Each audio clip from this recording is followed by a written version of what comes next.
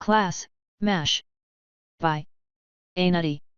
Chapter 11, Bad Rats. The village's situation was bad. That was the first thought that entered Mash's mind when he saw it. The fields that surrounded the village were ravaged, no usable farmland in view. The village was surrounded by wooden walls that were patterned by a series of scratches. Mash was glad that he could fight monsters but wondered whether the group would be able to handle it. After all, there were just so many scratches. He looked to the others to see their reactions and found them looking equally apprehensive. Mash wanted to improve their attitudes but couldn't find the right words. So, they rode into the village in silence. They got out of the carriage with Edmund, and the driver immediately abandoned them. Edmund informed them that the driver would return in the morning. Mash didn't really care and moved to address his group, while Edmund handled speaking with the mayor. He wanted to inform them of his ideas. Edmund spoke to them on the trip but had refused to give anything more than general advice. The guild seemed to function strangely, the new members were not protected or instructed in any meaningful way. They were left to their own devices, and this exam was designed to see if their abilities were good enough. If they failed or died, it was their own fault, and the guild took no responsibility for them. It was a system to avoid trouble if a noble died while on a job, but to make it fair, gave all adventurers the same treatment. As soon as they passed the gates, Mash was relieved to see that the village was easily defensible. It only had 2 entrances and with Mash's abilities he should be able to set up some basic traps at each entrance. The more important aspect was that the village was small, as it was no bigger than a single district of the city. Most of the buildings were homes, and he only noticed a handful of other buildings. The biggest of which was the mayor's house, and would be where the villagers would hide during the attack. There was only one real problem. They would have to split up. After coming inside, Mash was confident that he could hold an entrance on his own. He remembered his fight with the goblins and was significantly stronger now. These were just rats, and he doubted that they would be stronger than a goblin. Even in a horde, he should be able to clear them out. He worried more for the rest of his party. He knew that they were strong though and would fight together. We are going to have to split up. I will take the main entrance with Red, while Jill and Luke cover the other. He had spoken like he was the leader, his voice carrying no hint of uncertainty. It was the most obvious arrangement. Red used blood as a weapon, and Mash knew that he primarily used slashing attacks. There would be a lot more blood available where he was, since Jill and Luke crushed instead of cut. Also, he learned that Jill made better use of Luke's buffs in the beginning of a fight. Mash's persist skill made him the strongest at the end of a fight, and he imagined that would hold true for a while. The group agreed with the plan, nodding along to Mash's directions. Jill expanded upon the plans. If their numbers start to dwindle, Red or Luke should check the other side since they are the most capable supports. Remember, we are strong enough alone, so this should be a cakewalk together. They are just rats and can't possibly be that bad. Jill's words contained the encouragement that Mash had forgotten, and seemed to reassure Luke and Red. This was why they had made Jill the leader. At first, Mash felt bad about it. It felt like they pushed all the responsibility onto her, not that she minded. She seemed to enjoy the position and was eager to fulfill the role.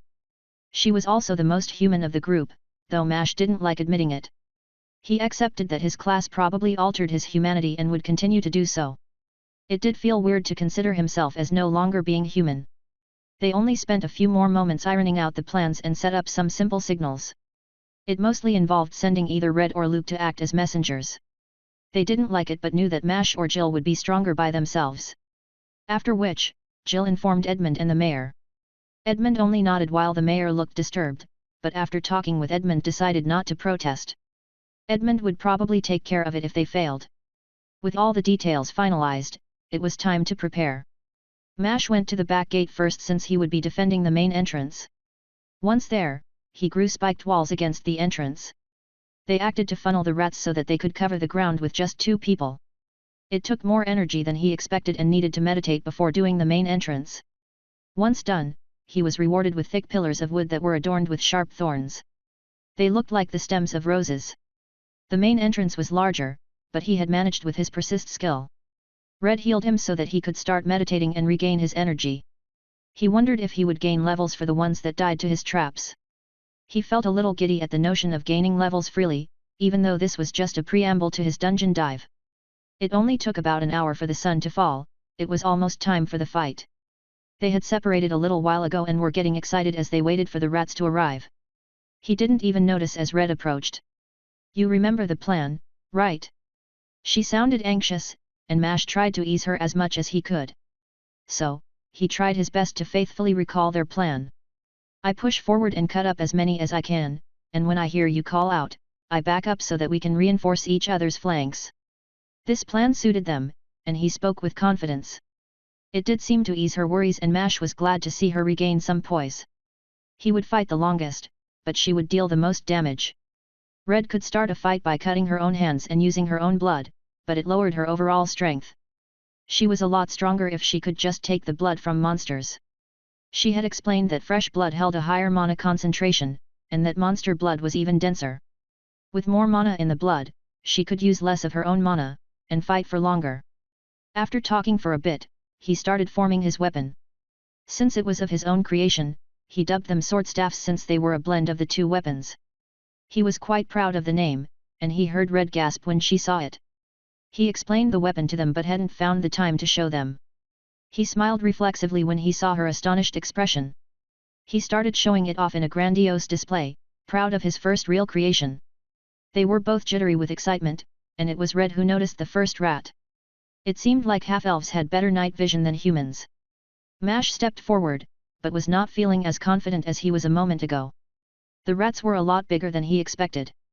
Honestly, he thought that they were dogs at first, and only when the first had gotten closer did he realize that it was a rat. Even crawling along the ground, they were almost 3 feet tall, and their front teeth seemed to be sharpened like blades. He stood his ground, and even took some steps forward to create some more space between him and Red. He started spinning his weapon, before the first rat even attacked. As it jumped at him, he managed to counter, bringing one of the blades just above its nose. It was faster than the goblin, but not by much. With his drastically improved stats, it had felt even slower than the goblin's. As his blade contacted its skull, he was bombarded by the smell. It was the worst smell he had encountered. It was some vile combination of shit and sulfur, that practically crawled through his body. He barely managed not to throw up. His blade though didn't stop at its skull, and he managed to shear through its head. It wasn't as smooth as he expected and realized that he would probably have to switch weapons eventually. Though he didn't spend much time on that thought. Even before the first rat fell, he needed to continue his swing. He cut through another rat, separating its head from its body, and in the same motion used the other end of his staff to pierce another. He continued flowing and blocked another rat while slicing through the legs of a fifth. He caught another as it made to bite Mash's legs, managing to lodge his blade into the creature, almost bisecting it. He was relieved when he heard Red's call. Leaping backwards to avoid the lunge of a new rat, he left the blade in the ground, pushing off it to lodge it deeper into the dirt, so that it could act as another spike. Landing next to Red, he managed to watch as she stepped forward. The blood formed into an enormous long sword that she used to indiscriminately kill the approaching rats. Mash quickly reformed his weapon, moving a little further to the side so that she could swing her impossibly large sword. It was almost as tall as her and was serrated. She also seemed to be forming armor as she killed the rats. Then her armor started to form blades that spun, slicing the rats that tried to bite her. He felt like a fool. He had formed wooden armor for himself but had only made it to protect himself. It wasn't as elaborate as plate since he didn't want to restrict his freedom. Instead, it looked like a million small pieces of wood that locked together forming a type of chain mail. It looked like scales, and with the multicolored nature of his wood looked otherworldly, and the others had jokingly named it dragon mail. Mash liked the name but wouldn't dare use it publicly. As he stepped forward to stand parallel and meet the rats anew, he altered the wood so that the scales of his armor would flare out. It formed an armor of interlocking blades, that would work just as well to cut the rats. As he engaged the next rat, he started using his skills more creatively. When he swung at the next rat, he made sure to send smaller splinters of wood flying out into the distance to do whatever damage they could. The horde before him seemed endless, and so long as he didn't send any splinters to his right, would not have to worry about hitting Red. He felt 2 rats enter the edges of his sphere and grew his staff out as he spun it in a large circle. He kept making it grow as he swung, giving himself a slight breather as he cut through 5 rats. In that pause he threw his weapon away, while starting to swing again. He formed the new weapon mid-swing and grew it out to its full length to hit a jumping rat, while kicking another back into the horde. He felt the temporary rush of gaining a level but ignored it. He would worry about it later. His focus already felt like it was spread thin as he had to watch the rats and Red. Mana's fear did most of the work though, and he mostly used his eyes to watch his thorns and make sure Red was okay. She seemed to be doing better than him as she had forged a shield from the blood. Seeing her fight had given Mash plenty more ideas, and before him was a literal horde of test subjects. He started growing spines along his joints, and he just let them grow until they hit a rat and broke off on their own, then immediately started forming the next. He had started breaking off and launching half of his weapon, since growing back one blade was faster than remaking the whole thing. He couldn't count how many rats he was killing anymore. They just died around him. He didn't know how long they had been fighting but realized that he had to move. He gained a few levels already, and desperately wanted to check, but didn't have the time. There were simply too many bodies at his feet, and he was going to start tripping if he stayed in the same place. Red was slowing down now, as she was running out of stamina and mana. He would need to start covering for her, to let her regain her mana. He needed a way to get all the rats to fight him and needed to come up with it quickly. He thought of something, but it was stupid and almost dismissed it, but stopped himself when he noticed Red's blood shield dissolve. Chapter 12, The Rats. Red didn't look completely empty yet and maintained her sword and armor as she fought. Mash's plan would be risky for him but should provide Red the break that she needed. He started pouring his remaining energy into making his armor grow, stopping his attacks. He was only moving to block the rats from getting past him. He grew his armor into a spiked stump that would cover part of the entrance. It didn't get too large, but the rats avoided the spikes and funneled to the remaining opening. He kept growing the wall until he felt his energy fall dangerously low, then he sprang out from within it, heading towards Red's position. Red must have noticed him and didn't resist when Mash shoved her backwards, with a new quarterstaff that he was growing. Once he was completely out of energy, he would have to rely on his persist skill for the remainder of the fight. While he could use mana to repair a simple weapon, he wouldn't be able to make his complex weapons or armors. They required too much concentration to maintain, and would have to risk pausing if he wanted to make them. He spun his staff widely, knocking back a few rats with the motion. Only one rat died, the other two taking minor damage as they were flung backwards. He continued to swing, to move as he felt his skill kick into effect. He no longer had his armor and started taking a few scratches. He managed to avoid getting bitten and sustaining any major injuries, and focused all of his attention towards his movements. He specifically designed his fighting style to work with his persist skill. As the buffs hit him and his stats doubled, his body started moving more smoothly and the feeling of exhaustion vanished. The rats felt like they were jogging before, now it seemed like they were crawling. Even with his weapon in the shape of a quarterstaff, his new strength made disposing of the rats easy. He heard the crunching of their bones wherever he made contact. They were almost dying faster now than with his sword staff and armor. He stayed focused on the rats before him but paid a lot more attention to his own motions. Stopping before he killed the last rat meant death. Even with the improvements, he couldn't avoid them forever. However, he didn't stop when he got bit for the first time. It hurt, but it was not a major wound. Thankfully, the wound was on his side, and not his arms or legs. His improved mental stats affected his concentration, and he found it easier to ignore the pain and focus on his fighting. With his improved concentration he took the opportunity to glance back at Red. She was sitting and eating to recover faster. He also noticed Luke running up to her. That was all the time he could spare for them and looked back to the horde in front of him. It had dwindled significantly, but still seemed to have over 100 rats.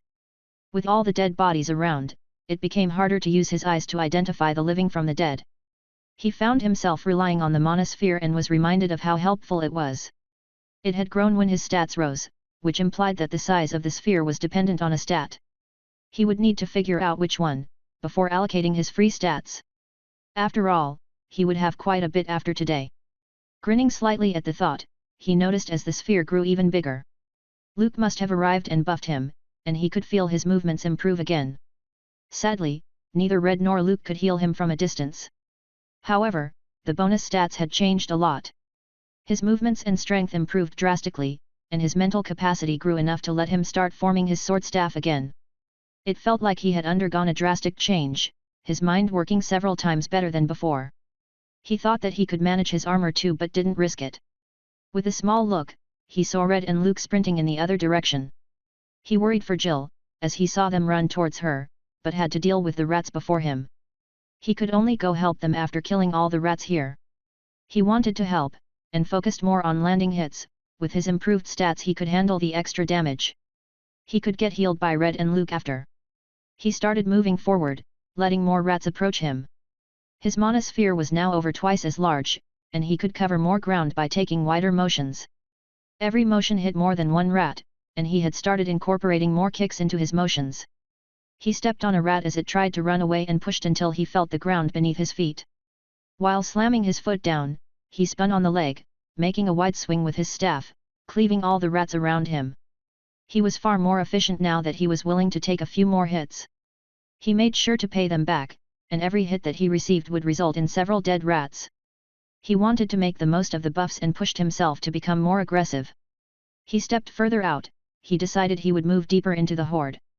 When a rat tried escaping into the village, he needed to backtrack and kill it. It was annoying, but he was able to do it, and it allowed him to kill even more rats. The buffs lasted 10 minutes, but he would kill them all within that time. With that in mind, he was glad when they stopped trying to sneak into the village. The rats seemed to become frenzied and rushed at Mash even as he rained death upon them. He didn't care what caused them to lose their mind, killing the rats like bugs. He embraced the fight more fully, as he didn't have to worry about them escaping anymore. The monsters seemed determined to die, and he would help them. The fight had finished quickly, his buffs still active as he killed the last rat. He didn't stop moving and tried making his way to his friends. There were only a few rats between him and his friends now. Most were either dead or dying, and he killed the ones that were still alive. It took less than a minute to get to his friends, and he relaxed as he saw only a few rats remaining. They had succeeded, and he even saw the corpse of what looked like a bear. He would have to ask about it. He killed the few remaining rats and approached them. Since they were safe, he checked his stats before reaching them. He stopped moving when he saw his health. Leveling during the fight had literally saved his life. He didn't have the opportunity to speak, as darkness devoured his vision. He collapsed to the ground motionless. Name, Mash Class, Wood-Forged Pseudo-Monk. Level, 1018. Health, 64/420. Energy, 0/1060. Fortitude, 3542. Endurance, 5557. Strength, 3134. Agility, 3440. Intelligence, 4549. Wisdom, 3841. Charisma, 2224. Free stats, 040. Skills, Persist, Mana Wood Creation, Artificial Meditation, Mana Sphere, Monk's False Core. Persist, go beyond your limits. Continue current action even after depleting energy. Stats improve while at 0 stamina. Current bonus, plus 100% stats. Artificial Meditation, you have stolen the techniques of mages and monks to form an artificial technique. Meditating will increase the rate at which your body recovers, even healing minor wounds. Current rate, plus 100% recovery. Mana Wood Creation, you know how deadly sticks can be. Forge your mana into wooden creations. Mana Sphere, passive your eyes just weren't enough. Sense the changes in the mana around you. Current range, 5 feet. Monk's False Core, passive and unnatural mana core has fundamentally altered your body. Stamina and mana combine to become energy. Red's P.O.V. Red didn't want to leave Mash by himself, there were still so many rats left. Although, she needed to help Jill and Luke. They had seen the Rat Queen, and it was making it difficult for them. Luke had come to get Red, as soon as he spotted it. He said that they would only have a few minutes before it joined the fight. The two of them were now sprinting as fast as they could. Red started pooling her own blood into a ball as they ran. Luke healed her so that she could use extra blood without much worry. She didn't have much mana left but could make at least 1 or 2 powerful attacks. She arrived in time to see Jill catch a rat by its mouth and rip the top half of its head off. It was certainly a display that she hadn't been expecting, but she pushed it to the back of her mind like everything else she had seen today. She had bigger things to worry about. The queen rat was 5 or 6 times larger than the normal rats and fought smartly. It only struck at Jill when both her hands were occupied, and mostly let the other rats try to bite her legs. She was worried that there wouldn't be enough blood, but that seemed foolish now. They almost created as much blood as Mash did. When she got closer, she started gathering the blood from the battlefield. She would kill the queen with a single attack. She yelled at Luke when the queen rat seemed to notice them. Distract the queen, I can kill it if you can make it hold still. She stayed confident, and Luke nodded without batting an eye. She did though, when Luke transformed, growing to almost double his own size. His body seemed to bulk up significantly, and he grew a wicked scorpion tail. What spirit turned someone into a fucking chimera? She unconsciously asked the question even though there was no one around to hear it. She wondered if he would be able to kill it himself but doubted it. He must have transformed earlier, and the remaining rats meant that the form wasn't unstoppable. However, he did slam into the queen with enough force to cause the ground to tremble slightly. His tail immediately coiled around one of the rat's legs and stabbed into her side. The queen rat let out an ear-shattering screech, as it tried to run away, but didn't budge in the slightest. Now she had to fulfill her end of the promise. The blood formed into a thin needle, that stretched for several feet. It wasn't any thicker than her arm and she shot it at the rat, making it stay compact for as long as she could manage. It tunneled into the rat like a nail through wood. As it pierced the queen rat's skull, she let go of her fine control and let the blood expand. The queen stopped moving, as the insides of its skull was flooded with blood. It gushed out of wherever it could, creating a horrific image as it poured from its eyes and ears. The fight wasn't over though. When the queen died, the rest of the rats grew enraged. They seemed to lose all purpose and control and just threw themselves at Jill and Luke. She wanted to check on Mash but needed to help with the rats in front of her. Jill was obviously tired and needed to take a break. Since Jill didn't have big skills like Mash or herself, she used her stamina and mana much more slowly, but eventually even she would need a break. Red took the initiative and moved by Jill's side while telling her to retreat.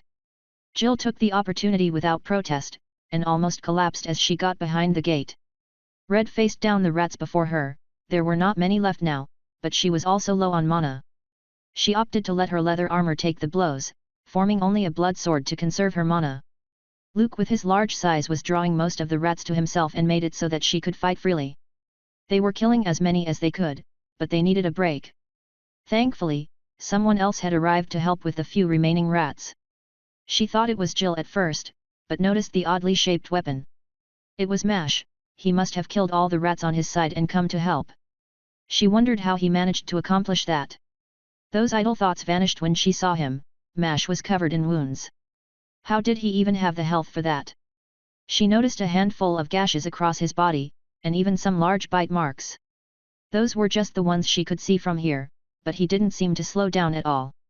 When she heard of his persist skill, she thought it was strong, but that wasn't enough to describe it. It had let him fight like he was overflowing with stamina and mana endlessly. It had even made him stronger and faster, and she felt a little jealous as she realized that she couldn't follow his movements. The improvement to his abilities was massive. With Mash here, the remaining fight only lasted a few seconds. Mash approached awkwardly, swinging his weapon at already dead rats. When he got close, he stopped and just fell to the ground without so much as a twitch.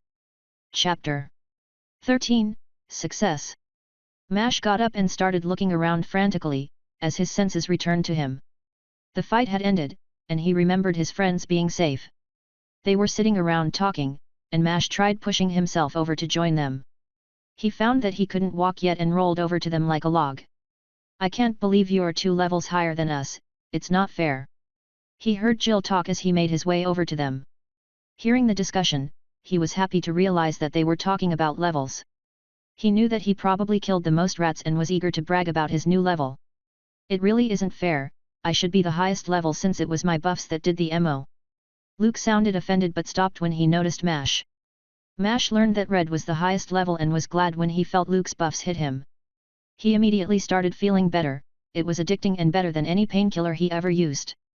With the bonus stats, he was able to prop himself up to a sitting posture. His muscles still felt strained, but it was bearable now. Looking around, he realized that they were all just staring at him. Red spoke first, sounding a little smug as she questioned him. "What level are you?" Mash grinned widely but paused to take in their expressions. He wanted them to look jealous but was only met with a series of smiles. They were waiting for his answer, and he obliged. "I'm level 18 now. What about you guys?" Mash couldn't hide his pride if he wanted to. 8 levels in a single night was ridiculous. Their expressions shifted, Red seemingly growing more smug while Jill's smile broke. "Damn, I was hoping you would beat her." Jill spoke sourly and Red burst into a laughing fit. Mash knew his face looked stupid, but just didn't care. He just continued to stare blankly at Red, when the realization hit him.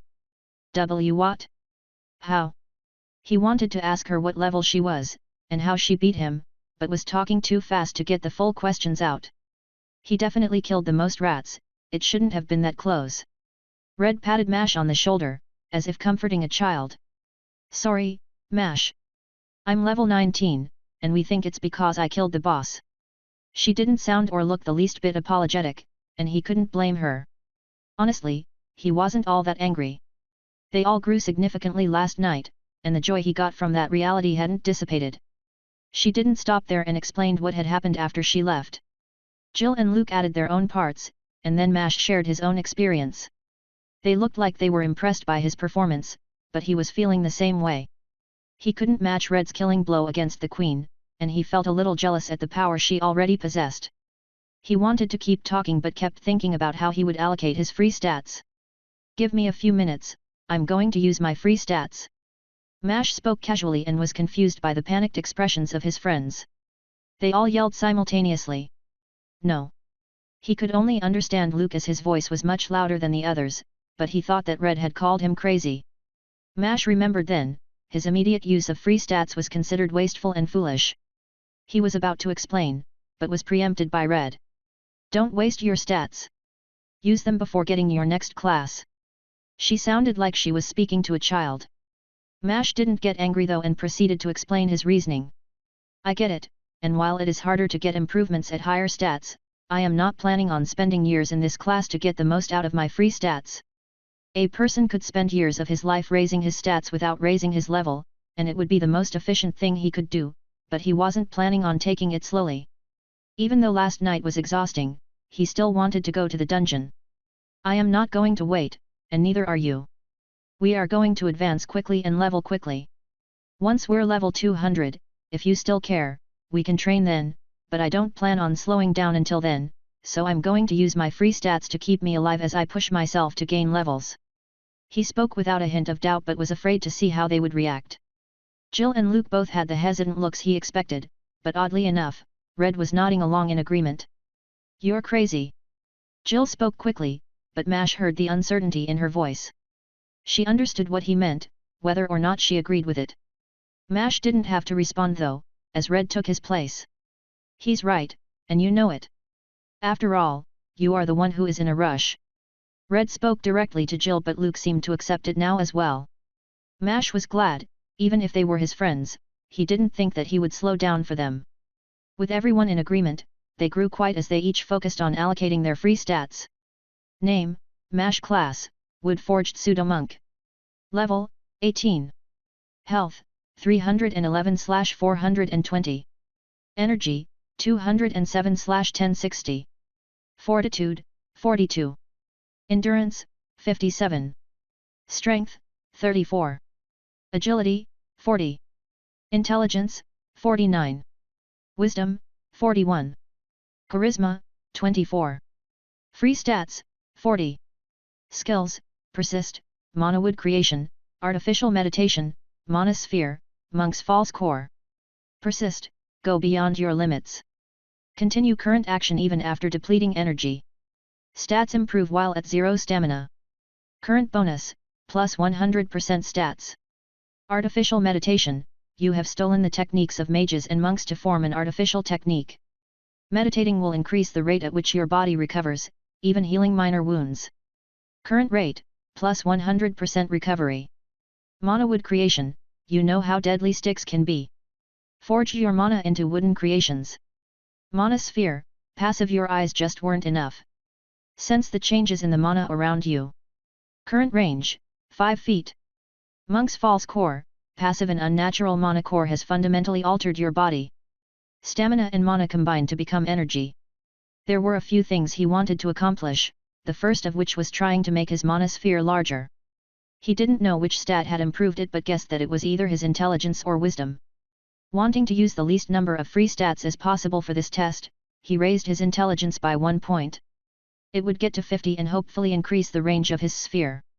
He checked his skills again and saw that he was right, his sphere had grown to 6 feet. He didn't want to use all his points on intelligence, but made a mental note to make it his default stat. Instead, he wanted to raise his other stats to get them to the same milestone. He raised his fortitude, agility, and wisdom to 50 with some of his remaining free stats. He used another 10 on intelligence, to check if mana sphere's range increased in intervals of 10. With his remaining 2 stats, he raised strength and charisma by 1 stat each. He didn't have to worry about his endurance, since his persist skill made it almost obsolete. Happy with his decisions, he checked his class one more time. Name, Mash class, Wood-Forged Pseudo-Monk. Level, 18. Health, 312/500. Energy, 211/1170. Fortitude, 4250. Endurance, 57. Strength, 3435. Agility, 4050. Intelligence, 4960. Wisdom, 4150. Charisma, 2425. Free stats, 0. Skills, Persist, Mana Wood Creation, Artificial Meditation, Mana Sphere, Monk's False Core. Persist, go beyond your limits. Continue current action even after depleting energy. Stats improve while at 0 stamina. Current bonus, plus 100% stats. Artificial Meditation, you have stolen the techniques of mages and monks to form an artificial technique. Meditating will increase the rate at which your body recovers, even healing minor wounds. Current rate, plus 100% recovery. Mana Wood Creation, you know how deadly sticks can be. Forge your mana into wooden creations. Mana Sphere, passive, your eyes just weren't enough. Sense the changes in the mana around you. Current range, 7 feet. Monk's False Core, passive and unnatural mana core has fundamentally altered your body. Stamina and mana combine to become energy. Similarly, to the last time, his sphere being bigger was amazing, all his friends were now within its range. He could observe them as their powers rose when they allocated their own stats. He started meditating, while he waited for them to finish, glad for the opportunity to recover his health and energy. He wasn't waiting long, and they all were soon discussing the changes that they made. Nobody had made unexpected decisions, and everyone had raised their fortitude a small bit. They were talking openly, until Jill noticed Edmund approaching. They grew silent as he got within earshot. He started talking even before reaching them, uncaring of who listened in. Congratulations, you went above and beyond and passed your test. Honestly, I was expecting less than half the rats that showed up, and certainly no queens. Don't worry though, I would have helped you if you needed it, but you guys seemed alright, so I let you be. Edmund said the words like he was stating the obvious, but his face did not give the same feeling. Mash highly doubted that he would have helped them. However, it's not like Mash or his friends could even touch Edmund. An argument here would accomplish nothing, but it did annoy him since he couldn't do anything. He noticed everyone else seemed equally annoyed, but Edmund wasn't finished yet and simply ignored their expressions. Get some sleep. In the morning we will return to the guild, and you can register your team. Hope you can think of a name, but for now you should enjoy one of the few perks of being an adventurer. It only took Mash a second to understand what he meant. The people of the village were coming out and setting up tables and drinks. It would be a festival and they looked to be waiting for their group. However, Edmund sounded oddly regretful as he spoke. Mash didn't let it bother him and went to join the festivities. His friends must have had the same idea as they all got up simultaneously. Now, Mash was glad that he never revealed his age to his friends. They wouldn't know he was technically too young to drink. He was supposed to be 15 years old at the very least, since that was when someone was considered an adult. He would just take one glass, only to satisfy his curiosity. He tried to make his way to the nearest table with drinks but was stopped quickly. He wondered why he was singled out so much, but upon hearing the newcomer's words understood. You should probably get cleaned up. The villager who spoke was an elderly woman who looked older than his grandmother. She had a towel in one hand and was pointing to a nearby water source. Mash answered as he grabbed the towel from her. Thanks, and by the way, my name's Mash. Mash was grateful and only lingered for long enough to hear her response. He was covered in blood, and really did need to get cleaned up. He was eager to try the drinks, forgetting that he looked like a mess. You can call me Lady Vislin, and it's not much compared to what you and your friends have done for us. She had a gentle smile and sounded extremely grateful. She looked to have been a noble once but was now stuck in this village. Her clothing was obviously of a higher quality material than most other residents, but she didn't seem out of place. She had probably lived here for a long time. However, Mash didn't feel comfortable with the gratitude and hastily moved to the water. The genuineness of her words got Mash thinking. He didn't like this situation at all. Why were the outer villages so much weaker than the cities? Why did adventurers and guards let the village get ravaged? Was it just for their exam? This whole system was filled with problems. The views on stats were wrong. The limiting of stat allocations so that children would not grow up too quickly was illogical. The treatment of new adventurers was unfair, and the maintenance of the villages was done poorly. The knights and adventurers were apathetic to the concerns of those weaker than themselves. Who maintained this broken system? Mash found himself considering that question as he started cleaning himself off. The water source was a small basin that filled itself with new water and would run off the ambient mana. Enchanted items like these were common in villages, as it was a reliable way to provide clean water. The water filled extremely slowly though, so Mash tried to use as little water as possible. He was drenched in blood, and his clothes were torn in several places. Thankfully, he had changed into generic clothing, not wanting to risk his mending clothes. He just couldn't bring himself to let his only nice pair of clothing get damaged. He wore it now that he was mostly clean, and used the water as a mirror. As he looked at his own image in the water's reflection, he got his answer. It didn't matter who maintained the system, he would be the one to break it.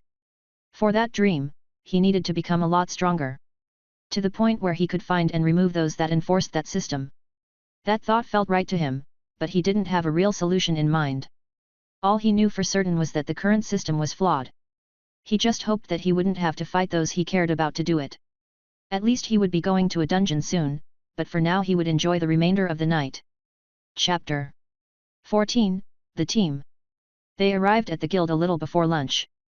The last night had been enjoyable, even if Mash found that he didn't like ale much. The flavor was a little awkward, but it was the dulling sensation of his mind that bothered him.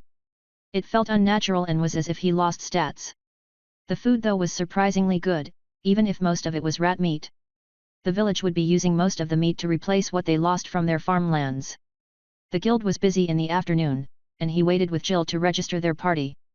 Red and Luke were waiting for them to finish up.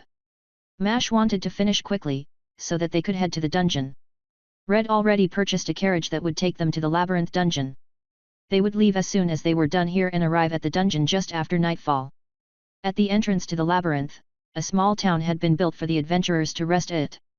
They finally arrived at the front desk, and Mash noticed how organized the guild was. He had this rough image of adventurers, but the man behind the desk was wearing elaborate and fancy clothes. Not a thing on him looked out of place, and the desk itself lacked any form of clutter. As Jill introduced the two of them, the receptionist finally seemed to acknowledge them. "Hello, I'm Jill, and this is Mash. We came from completing the entrance exam and want to form a team." "Yes, I have been informed by Edmund already. I believe you have two others as well." "Well, this is simple enough, and, by the way, I am Larkin." Larkin spoke softly, but Mash had no problem hearing the man's words. They sounded like he was whispering to them and wondered what skill he was using. Mash's mana sense wasn't picking anything up. Even with his mana sphere, Larkin just felt like a low-leveled person. This obviously wasn't true. Larkin reached under the table, pulling out a piece of paper and 4 iron plates. He slid the paper across the desk and Jill immediately started working on it. Mash leaned over her shoulder, glancing at the contents of the paper. It was a general form that was asking for names and basic classes. His name, for example, was written beside the word monk, while Jill was listed as a brawler. He also happily noticed his team's name at the top of the list. After several hours of deliberation, they had decided upon conatum, an old word for effort. It fit them well, and he was just hoping that it was available. He thought it would be, as most people didn't bother learning the old language, him included. Red was the only one who knew it, but everyone liked the sound of the word and its meaning. She was the best educated of the group and tended to be a treasure trove of odd facts and information. Jill finished the form in a few minutes and handed it back to Larkin. Larkin looked it over for a second, before waving his hands over the metal plates. Mash watched as they were covered in an intricate design, the team's name written elegantly on each. After finishing, Larkin passed them over, and Mash grabbed them before Jill could. His mana sphere hadn't noticed a single thing. He looked over them as Larkin spoke again. "If that is all, I hope you have a good adventure." With that, Jill and Mash shuffled out of the way and let the next group through. Mash was just looking at the metal plates, turning one over in his hand. The design was the same, but on the other side Mash saw his name written on the metal. He ran his fingers across the engraving, enjoying the feeling of accomplishment. The plate was smaller than his palm, but it felt heavy. It was a reminder of his goals, of his effort. He handed Jill hers, and eagerly made his way to Red and Luke, handing them their respective badges. Mash couldn't contain his excitement. "Let's go!" Mash yelled the words, stopping them from inspecting the badges more. He felt like nothing could stop him and didn't want to stand idle. He started walking towards the gate, believing that they would be just as eager. They joined him quickly, and they started picking up their pace. "Let's make this a race, loser cooks!" Jill yelled, before teleporting ahead of them. Mash sounded petulant as he complained but ran as fast as he could anyways. Jill arrived first with another well-timed teleport. Luke a quick second. His buffs had given him an unfair advantage. Mash's own buffs wouldn't trigger for such a short distance. He didn't care, he would still beat Red. At least that's what he thought, except he tripped moments before the finish. Rather, he got tripped, a tendril of blood wrapping around his ankle. He pushed himself to his feet, glaring slightly at Red. That was not fair. Mash tried to sound like he was affronted but failed. He wasn't really angry, he had been considering doing something similar to Luke the next time. Also, it wasn't a big deal. He wasn't a great cook but could figure something out. He would think about it later. He walked over to the carriage, excited to get on. It was more of a cart than a carriage and was driven by bulls instead of horses. It would be slower for short distances, but faster for this trip since they would need to stop less frequently because bulls tended to be stronger than horses. The driver was a short bulky man, and from the look he gave Mash, was not interested in a conversation. Jill moved ahead of Mash, telling him to get in the cart. She started a small conversation with the driver, and Mash understood why he was treated like that. The man was aware of Mash's past, apparently, he was one of the people who had worked with the general. He was about to refuse them, but Jill forcefully pointed out that they had already paid, and he would be fined if he refused now. Grumbling, the man gestured for her to get on the cart. It looked like they were good to go. He wasn't there when they purchased the ride and was glad that he didn't inconvenience the group. Mash just looked at Jill, she apparently realized who he was. The city was big enough that most people wouldn't recognize him, but the incident with Jason had spread his name around. Jill though must have known when she heard his name. She hadn't said anything and didn't seem like she would bring it up. Wanting to avoid the subject, Mash started a conversation on what he would do for dinner. The ride itself took a couple hours and was uneventful. It was night now, and they would soon arrive. As they got closer to the dungeon, Mash contemplated on their future plans. "What do we do after this dungeon?" Mash asked the question with a little apprehension. He wanted to go further east, mainly to get closer to the capital, but wanted to hear their opinions first. He wanted to see his brother and sister after getting stronger. He already wanted to brag about his fast improvement and wanted to see the heart of the kingdom. Jill just shrugged her shoulders, indicating that she didn't think that far ahead. Luke spoke though. "Further to the east, there is the Beastman city of Kral. I would like to go there. My parents told me that I should visit." That was all Luke said, and he sounded hopeful. Luke was grinning, and Mash was interested in seeing the city too. He never saw Luke ask for something and was glad to see that he was opening up a little. Red added in her own words of encouragement. "I agree with Luke, the city is also built on a dungeon, and only parties with beastmen are allowed to enter it." She spoke of the dungeon excitedly, and Mash was increasingly certain that Red shared in his curiosity. Dungeons were ancient and were the embodiments of the world's history. Some people claimed that dungeons even had information from different worlds. Mash had always wanted to explore them, and it seemed like Red did too. "Thank you." Luke spoke quietly, but Mash heard the excitement in his voice. They had only known each other for a short time, but Mash already felt comfortable with them. He hoped that everyone felt the same, but logically knew that they had only met a few days ago. The conversation ended as they saw the labyrinth town. It was larger than Mash expected, and even had a sign that named the town. It was called Birinth, named after the dungeon it was built on. There were only a handful of major buildings but was filled with tents or portable homes constructed by magic. Mash looked around eagerly as he jumped out of the cart. The dungeon entrance was not what he expected. It was at the center of the town, but smaller than most of the buildings around him. The area was lightly fenced off, and there was a staircase that descended into the ground. That was all it was, a staircase. He left the cart and the group walking towards it. He got closer trying to see how deep the staircase was, and finally saw something extraordinary. It seemed to descend endlessly, reaching into the depths of the world. The light of the moon getting swallowed by the darkness below. Mash felt afraid, but grew even more excited. It was like he was standing before an unknown monster. He didn't know if he would survive but would try. He almost went down at that very moment but was stopped by Jill. "And where are you going?" She just looked at him, she seemed uncertain and worried. Mash didn't want to worry them, a little happy from realizing that she cared about him. He tried to sound apologetic as he answered. "I'm sorry, it's probably nothing, but it felt like I was being drawn in." She raised her eyebrow at that but said nothing. They grew silent as Luke and Red made their way over. Jill spoke quickly as she replied. "That won't get you out of cooking, you know." Jill was grinning at Mash, but still sounded a little uncertain. Mash tried to embrace the joke and grinned himself. "I would never. I will have you know I am a fantastic cook." Mash made a very exaggerated hurt expression as he replied, moving away from the entrance to head towards the camping area. They found a space that was big enough for all of them. And he used his magic to form a simple dome. It looked like a small fort, and he even included some push-out windows. He added an opening in the roof to let the air flow more freely. There were more elaborate homes around, so he didn't think much of it. His friends though seemed relieved. They went inside and Mash took their things out of his storage space. They laid out their bedrolls around the dome, and Mash dug a small hole at the center to start a fire. Red stopped him and opened her own storage space. She had told them of it, and they got her to fill it up with some supplies. She passed him a small heater, it was powered by mana, and any of them could fill a charge. He activated the heater and proceeded to cook a simple stew. It wasn't the fanciest thing he had ever made. He had caught a wild bird earlier in the day. He prepared it now, by simply removing the feathers from it and letting Red drain the blood. She did most of the preparation work for the bird, but to be fair it was a lot easier for her. After that Mash put in some chunks of potato, and heavily seasoned it with salt, pepper, and a spice blend that his mother gave him.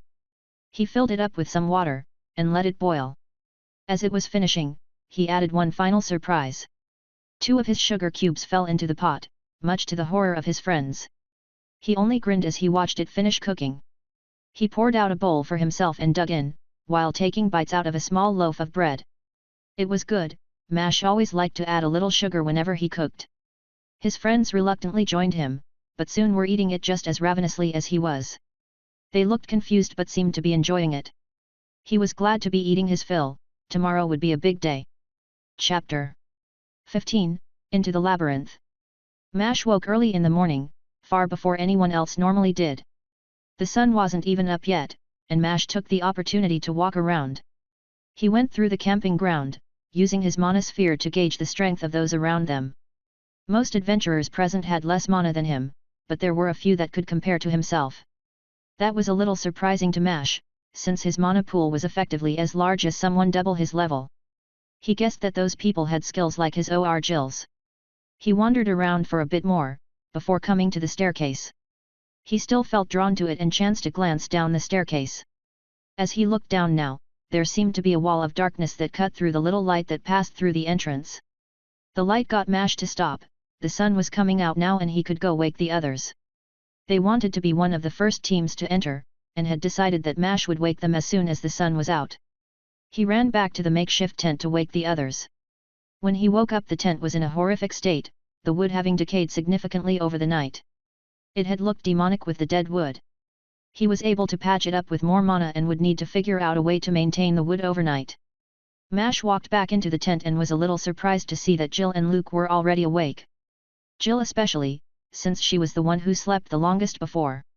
She probably felt more comfortable at her home. Sleeping outdoors wasn't really the same experience, even with the housing and warmth. Red didn't wake up easily. Mash's words seemed to not be enough to rouse her, but he didn't want to yell in the public space and would just tap her shoulder. He touched her lightly, but she reacted quickly, waking to stare at Mash. "Good morning." He phrased his greeting as a question, unsure of why she seemed so jumpy. She quickly got out of her sleeping bag and spoke reassuringly to Mash. Sorry, I didn't mean to startle you. Half-elves have a hybrid sleep that is somewhat like the elvish trance and human sleep. I only need 6 hours of sleep, but it functions more like a trance, so it's a bit harder to wake me up, and I don't really feel the dregs of sleep when I wake up. For next time, patting me on the shoulder, like you did, will work fine. Mash didn't think that half-elves would sleep differently than humans. It seemed more convenient though since she was wide awake now. She got to skip out on the morning tiredness. Getting a new race was growing ever more tempting for Mash, who knows, maybe he would become a dragon. He kind of regretted not taking the Dragon Observer class. That would certainly be interesting, but for now he had more pressing concerns.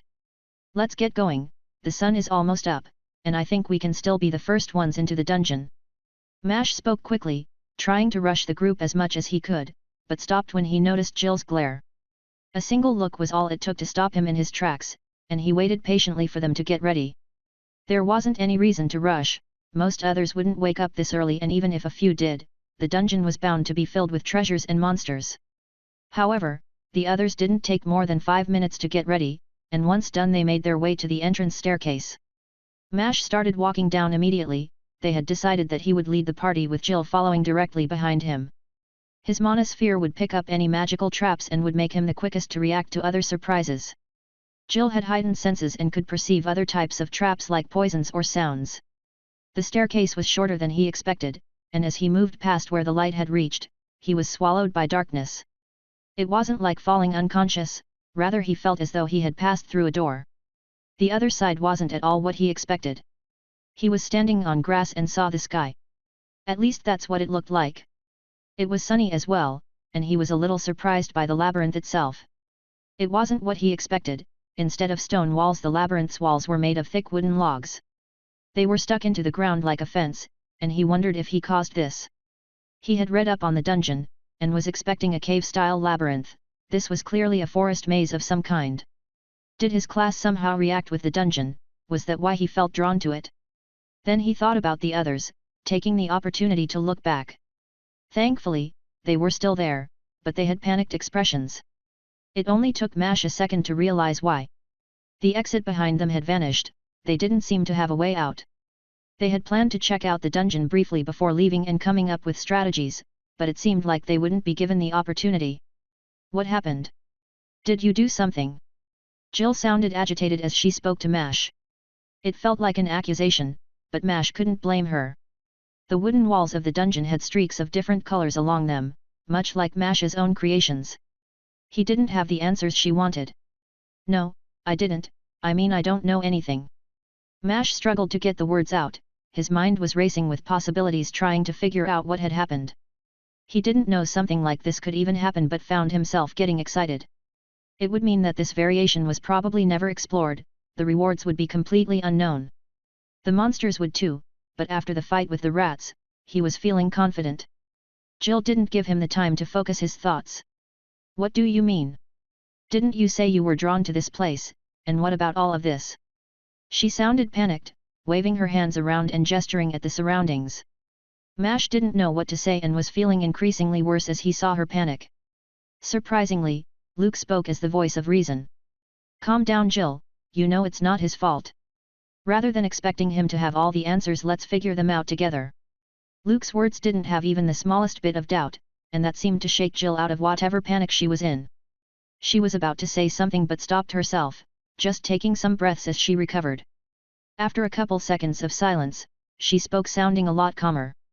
I'm sorry, Mash, and you're right, Luke. I just don't know if we are even able to go back. Let's just try and figure this out. Mash felt a lot better, mostly because she didn't seem as panicked. He hadn't thought about the implications of the entrance being gone until now. The labyrinth was a dungeon that had a single way out. To complete the dungeon properly, you would have to get to the center to receive your reward, and then return to the entrance. They had no idea what would happen now. What if they didn't make it back or ended up in a random place? Jill wouldn't be able to help her family and they would likely assume that she died. What about his own family? He didn't want to continue down that line of thought and asked Red a quick question. What do you think? Since they entered, Red had been quiet and lost in her own thoughts. He wanted to stop her from spiraling like he almost did and hoped that she had an idea. She had the most knowledge on dungeons of all of them. She didn't let him down and had an answer. I have an idea, but it's just that, an idea. I think that the dungeon reacted to Mash entering. He resonated with it somehow, and that's why it changed like this. It hopefully means that there is something important for him in here. Well, those are my assumptions, and I don't know about you, but I want to start moving. She spoke with such confidence that it got them all to start moving again. The entrance they were at had only one path, and they proceeded further in. They didn't have a perfect strategy, but the one that was most commonly used was to make sure that they went forwards. So, they moved while being certain that they weren't backtracking. If there was a turn, they would take a note about which direction would lead them backwards. So long as they were moving away from the entrance, they would eventually reach the center. Rather than a sharp turn though, the path seemed to fork in two directions that both seemed to continue onwards. By now Mash had formed his weapon and armor and was ready for whatever may jump at them. He tried to feel the ambient mana to get an idea of which path to take, but found nothing. Jill said that something smelled funky on the left path, so they proceeded along the right one. After walking for a few minutes, Mash noticed that there was something within his mana sphere and stabbed at the nearby wall. He heard a small wail, as his blade pierced the skull of a monster. It became visible shortly after and fell to the ground dead. It was a lizard of some kind and was spotted by multicolored scales. They reminded him more of a fish than a lizard, and he kind of wanted to eat it. Fish was rare back home, but he always liked it. I didn't notice anything. Jill whispered the words but was looking around more attentively. It didn't matter though, as more of the creatures revealed themselves, launching a viscous goo from their mouths. The goo lit on fire as it flew towards them, and they were forced to dodge the burning spit. They reacted immediately, Jill teleporting next to a small group of them. Luke ran after her, casting buffs on himself as he struck at the nearby creatures. Mash and Red would have to deal with the ones along the walls and were forming and launching projectiles at them. Mash formed long javelins and tried to make them as sharp as possible. On the other hand, Red made small needles, and controlled a swarm of them. Mash had to throw the javelins by hand, but Red was able to use her skills to make more accurate strikes with her needles. It didn't make much of a difference, since the lizards were more focused on attacking Luke and Jill than dodging their projectiles. His javelins would pierce their entire bodies, while Red's needles targeted the eyes and ears of the creature. They both killed effectively. The fight only lasted a minute or two, and they were rewarded by around 20 dead lizards. Jill had only taken a single direct hit but had several other burns across her arms. Her one major injury was on her back, and it had burned through her armor. She was in a lot of pain, as the spit stuck to her and continued to burn her skin. The fact that she had managed to last the whole fight like that was a testament to her determination. Mash was worried that she wouldn't be okay, but between Luke and Red they managed to heal the wound flawlessly. Red using blood to wash away the spit, while Luke healed it so that there would be no scars. It required Jill to change into her backup set of armor though, and that had caused her face to turn redder than the pain had. That fight was small but had been harder than the rats. Despite the fight only lasting a few minutes, both Luke and Jill had gained a level. They were now at the same level as Mash, and he was sure that the three of them would soon catch up to Red. He bent over and tried cutting one of the lizards. He wanted to get some meat for dinner tonight. Red realized what he was doing and prepared perfectly sized pieces from the lizard. Red took out a frost box from her storage space to place the meat in. The frost box was an impressive item, about as fancy as his own bedroll. It would stay cold by absorbing the hot mana types within it and expelling it outwards. It could preserve meat for several days, but hers wasn't particularly large, so they had to fill it with whatever they found. It would hold enough meat to last a few days for a single person, but for their group they could only store enough meat to last a day. He just hoped it tasted like fish because it certainly had the same unpleasant smell. Chapter 16, Story Time. It took a few minutes to get enough meat for the day, but he had high hopes for it and wanted to preserve as much as possible. They could try cooking some of the meat that was around right now, but it was still early in the day, and they could make a lot more progress before taking their first break. He could wait until lunch before trying the meat. With that done, they continued along the path. There still hadn't been any large intersections or turns, so they confidently went down the relatively straight path. Since encountering the lizards, they began walking more carefully. Mash had found 3 or 4 more lizards along the path, which let them get the jump on the entire packs. Simply being aware of them was enough to make the fights easier. Mash made javelins as they walked, so that everyone could throw them during the fights. Red continued to use her blood needles. They managed to get through 5 more packs of lizards before having to take a break. Mash's energy was running low from making so many javelins, but he wanted to keep going. He tried to recover as fast as he could.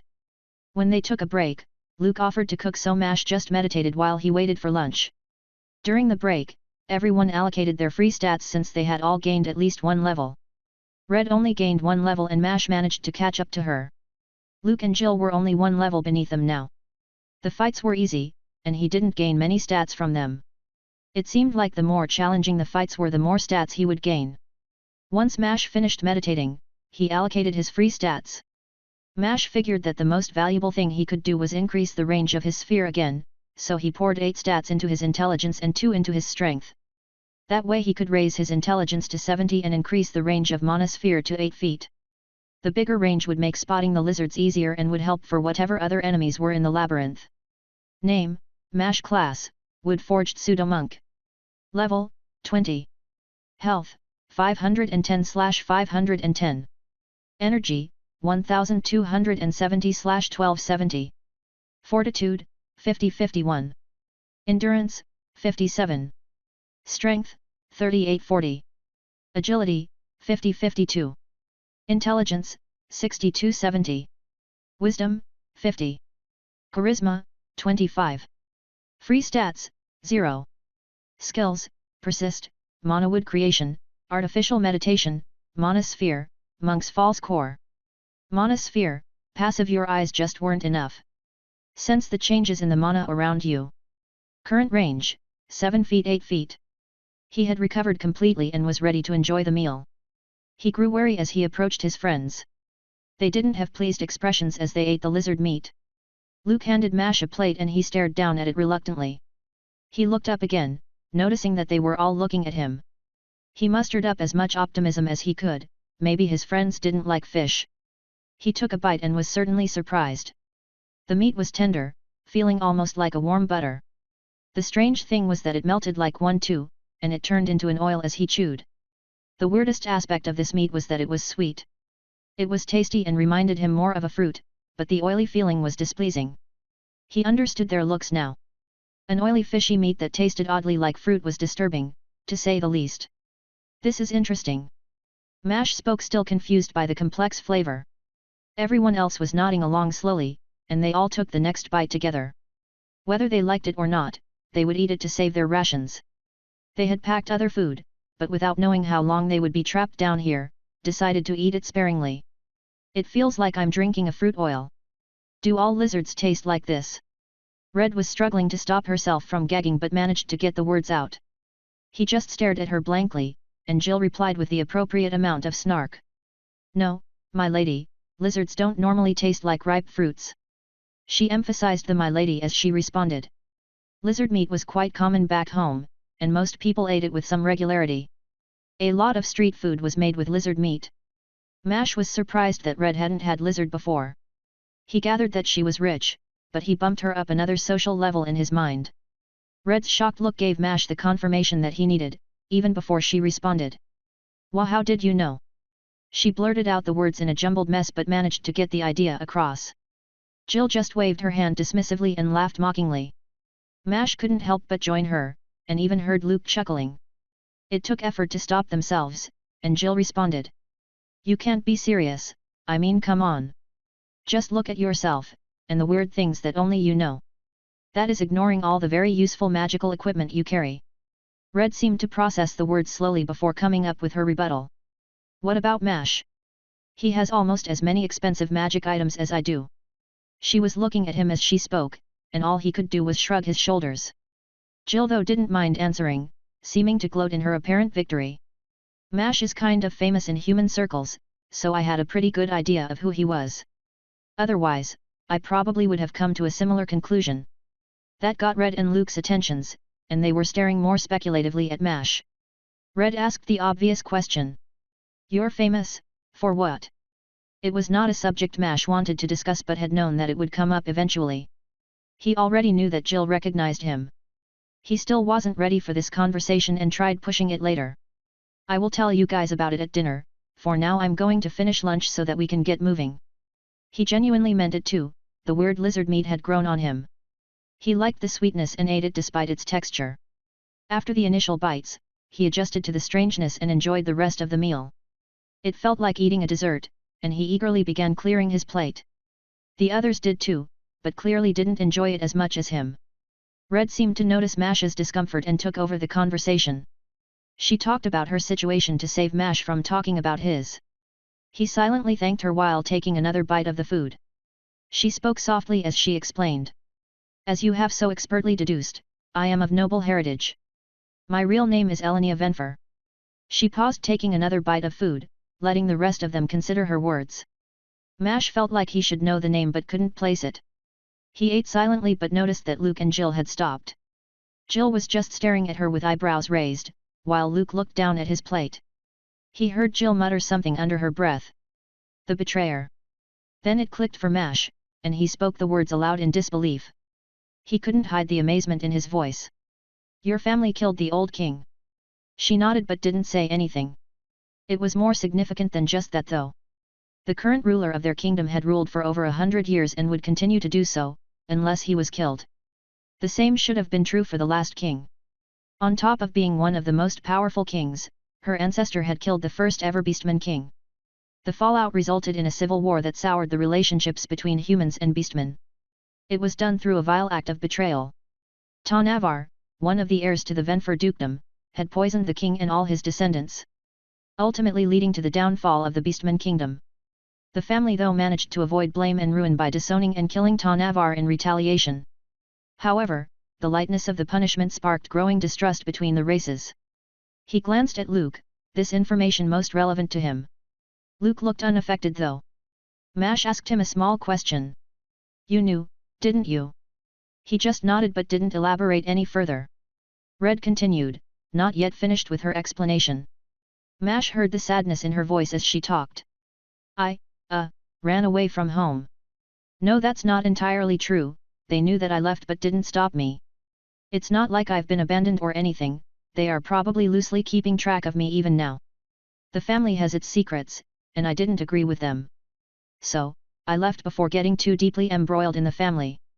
I just want to explore the world and learn more about it. Becoming an adventurer and exploring dungeons was my way to do so.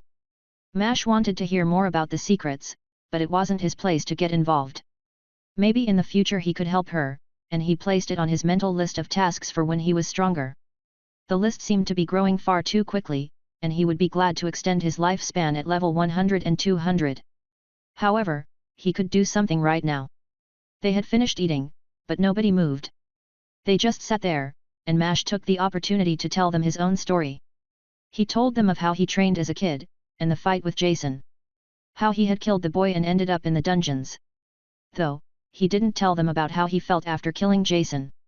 He now understood that his mind worked differently and was afraid that the others would judge him. He kept it to himself and hoped that his friends would understand eventually. He told them of how the general had reacted and the treatment he received after. He explained why he was famous now. He didn't sound regretful. Honestly, he was glad that it happened, because it was the reason he became an adventurer and met the others. He was surprised when Jill cut in at the end. That's not why you're famous. Sure, it was part of it, but it was only half. What you did after the incident was just as important. People knew that other knights' apprentices and guards fought you. They saw you win and beat them easily. Even my parents thought that they were just outlandish rumors. That was until your brother became the youngest sentinel. Your family has become famous because of your brother. When your sister got a rare class, people started to worry. They thought you would become strong and were afraid that you would get back at them. You're famous because you're feared, and your appearance after getting the next class didn't help you. Jill's words shook Mash. He combed through his own memories in a new light. Normal people barely ever spoke to Mash anymore, they had been avoiding him for the past couple years. He blamed the general because it was easy, but never considered that they were afraid of his own potential. He knew he looked strange, but never thought it was that bad. He sounded weary as he asked the people in front of him. Do I really look that scary? He sounded pathetic and hated himself for the desperation that he heard in his own voice. He got even angrier at himself when he saw their concerned expressions. Jill answered, nonetheless. I wouldn't say you're scary like a monster, but definitely unnerving. It's like you are pretending to be human but are clearly not. I think that people would be less wary if you acted like an evil villain, but you act so nice that it feels wrong. It goes against your image and reputation. When we met, I was worried that you were going to kill me, or something. I'm sorry, but unless people get to know you, they will probably be scared. She shook her head sadly as she spoke. Mash weirdly felt better now. Their concern and Jill's obvious frustration was something Mash would only ever get with his siblings. He wanted to move on, to lighten the mood slightly, and cracked a stupid joke. Well, I guess I could become an evil god. At least I would match that way. It's what's expected after all. Mash hid his anger as he spoke, the truth of the words fanning the flames of irritation. He was being treated like an outcast, all because he was a good person and wanted to become stronger. It was frustrating and he struggled to keep the emotion from his face. Luke saved him from his struggle. If you ever become a beastman, I heard that they wanted another beastman king, and I'm sure only half of them would be scared of you. Luke said the words grinning stupidly. It was out of character for him, and Mash just stared at him for a second. Mash couldn't believe what he just heard, and he found himself chuckling. Luke never made jokes. Soon they were all laughing a little, even though the joke wasn't particularly funny. Luke wasn't done yet though, and still grinning, he spoke loudly. I guess I'm next. Chapter 17, Souls and Snakes. Luke P.O.V. Luke was surprised at how open everyone was. They didn't really know each other yet, and here they were sharing big parts of their lives. He was suspicious of them at first, well, everyone but Red. She had told him of her background and explained her situation. He thought he would be angry, but instead felt pity for her. Honestly, it seemed that Jill, Red, and Mash all had pitiable pasts. Mash's life became a mess rapidly and was powerless to change it. Jill was desperate to improve her family's situation and was trapped within a dungeon. Red fled her family in fear, shaken by some dark secrets that horrified her. Luke wasn't the same though. He didn't have an extraordinary or unfortunate past. His family lived well in the outskirts of the city, and he became an adventurer because he didn't want to fight for the kingdom. With his class though, he didn't have many options. If he didn't get into the guild, he would have been picked up by the guards. After the Civil War, the kingdom didn't let powerful beastmen roam free. Despite that, he did have his own secrets. Well, one big secret. He took a second to gather his thoughts as he looked over the people before him. His friends, that's what they were now. Honestly, they had been his friends since their first meeting. It was easy to accept that now since they were all so kind despite their unfortunate lives. He was worried that he was too trusting and tried to hold back around them. Now, he understood that they were even more trusting than he was. It was a bad habit for him, and he knew it. Growing up as a beastman in a human kingdom had showed him how cruel people could be towards one another. However, these people had shown him no reason to doubt them. As he spoke, he felt relieved as he finally told them the truth.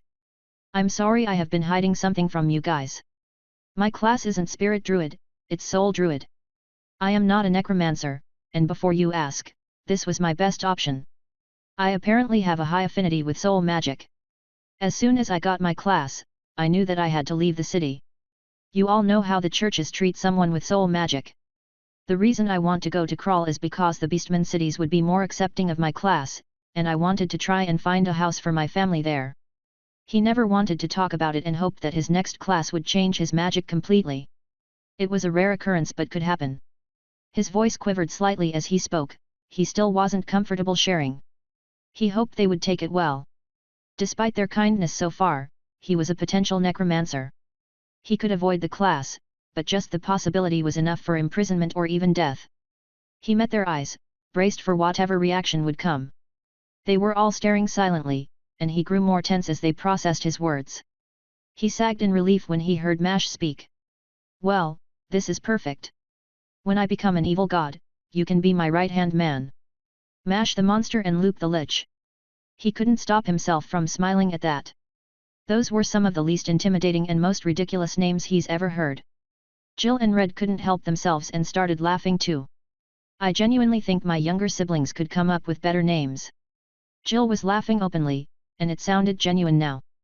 They didn't stop there and spent the next several minutes coming up with stupid names for all of them. Stupid nonsensical names, but with each one he found himself relaxing more and more. They had accepted him, even with the risks it intoned. Mash P.O.V.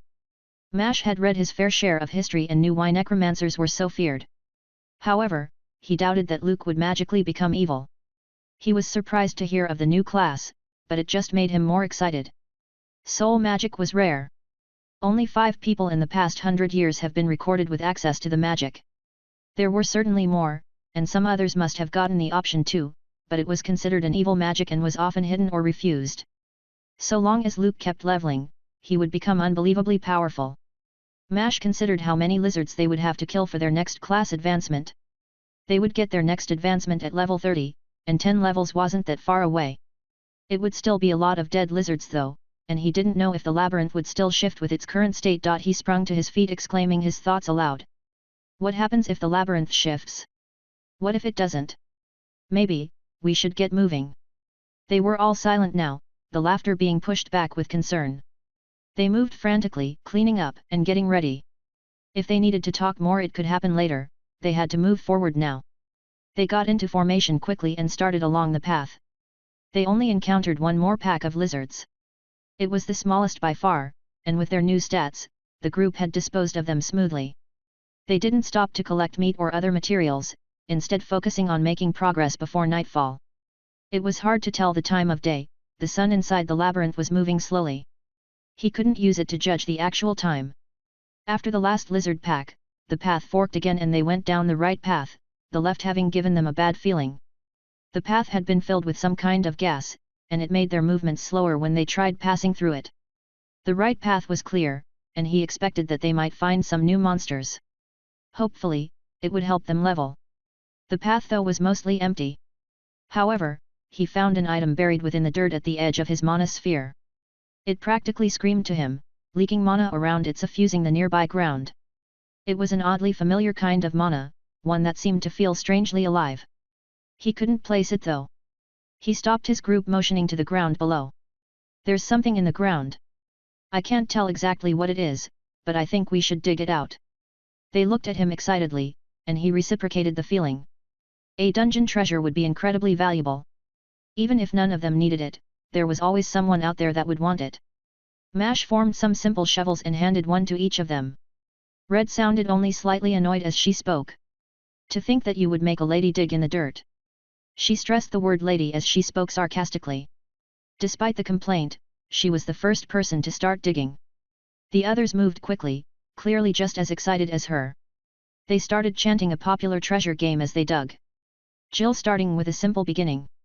Mash continuing where she left off and letting the chant move around the group. A treasure worth a lot of gold. A treasure to behold. A treasure to be kept not sold. A treasure for the brave and bold. A treasure from a story retold. A treasure to prevent the cold. A treasure for when we're old. A treasure with no mold. They stopped at that last line for 2 reasons. They were close to the treasure now, and that line was a bit ridiculous. They were looking at Red with eyebrows raised, and she blushed slightly. Well, what did you expect? That was my first time doing that, and I couldn't come up with anything. Her embarrassment was mixed with irritation, but that only got them to start laughing. Mash made a mental note to play the game more often. If nothing else, it would be fun to watch her reactions. They would have continued teasing her, but there was something more important beneath their feet. Mash dug up the last bit of dirt and noticed the smell of the treasure first. It smelled strongly of blood, and the dirt around it was damp from the excess liquid. He looked to Red, and she moved the blood out of the way, but realized that it wasn't really working.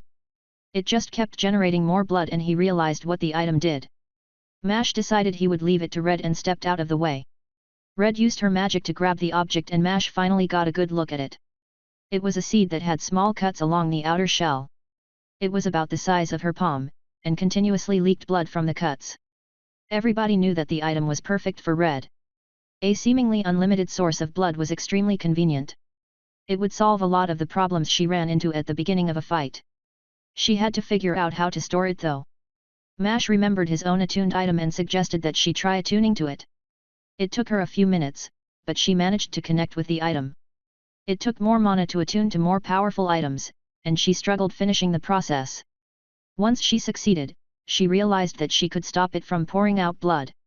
It still took her a little time to figure out how to use it, and they took a small break to let her recover her mana. No one complained when she received the item. They already established rules for items and decided that if they found something that one of them could use effectively, that person would receive the item.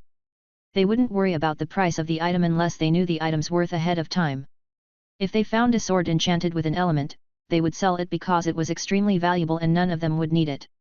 They had paused for long enough and continued moving. After walking a bit further, they found a large clearing. It was a ring and was surrounded with 6 different paths. Other than the one they had taken, there were another 2 that seemed like they were backtracking a little. The other 3 paths were in front of them and led deeper into the labyrinth. There was one obvious problem though. There was an enormous snake blocking the paths across from them.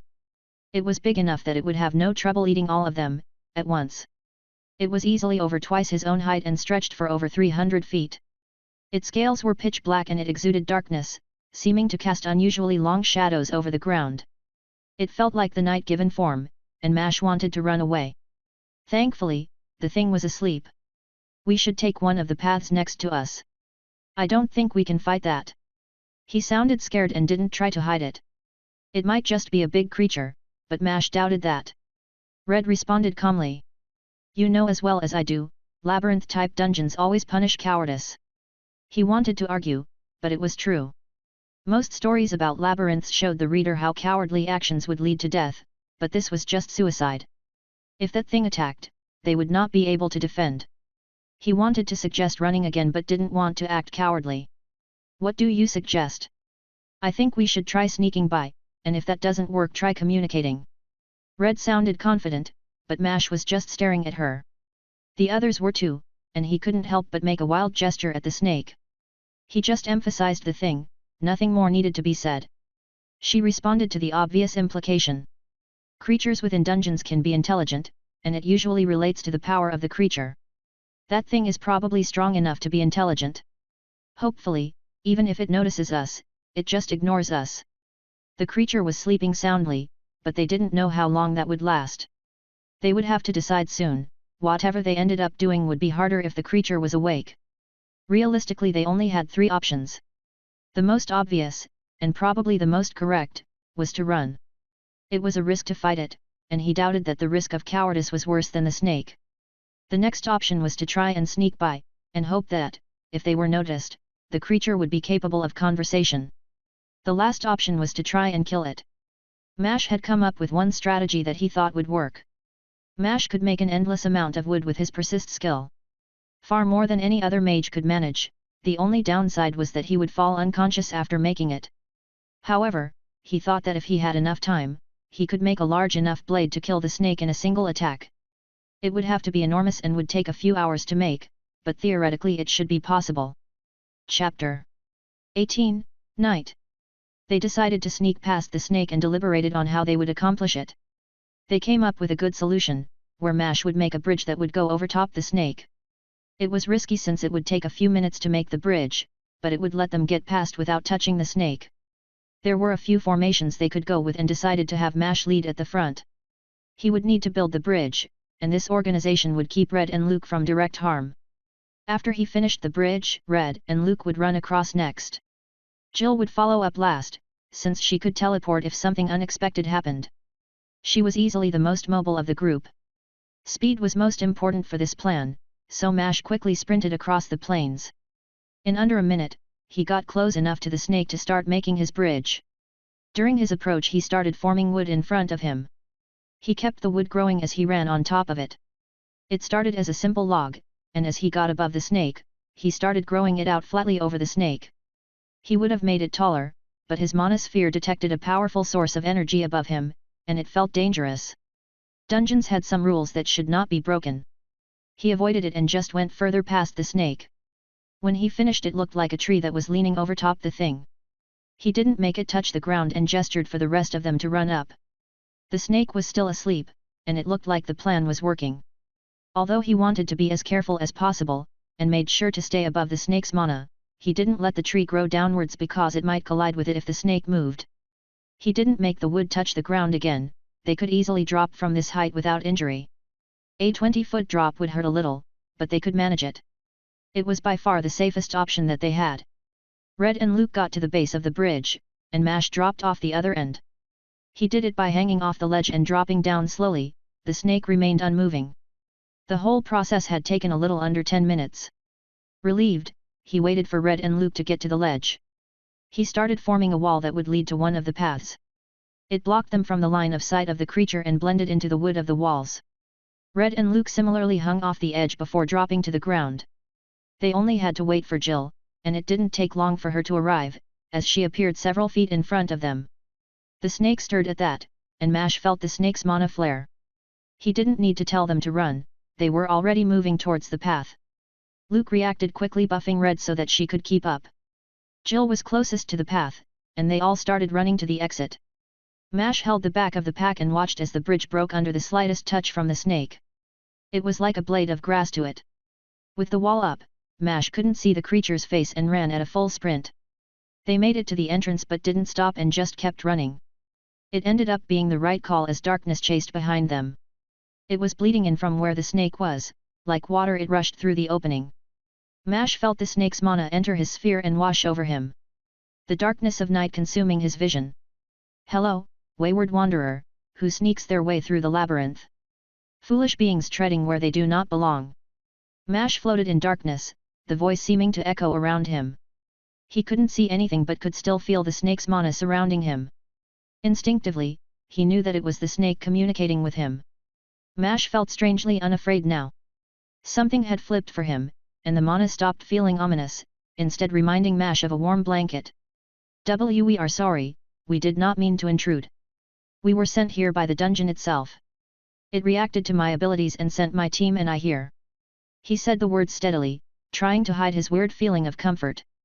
He didn't want to offend the being and spoke respectfully. There was a long pause, and Mash waited in the sea of darkness.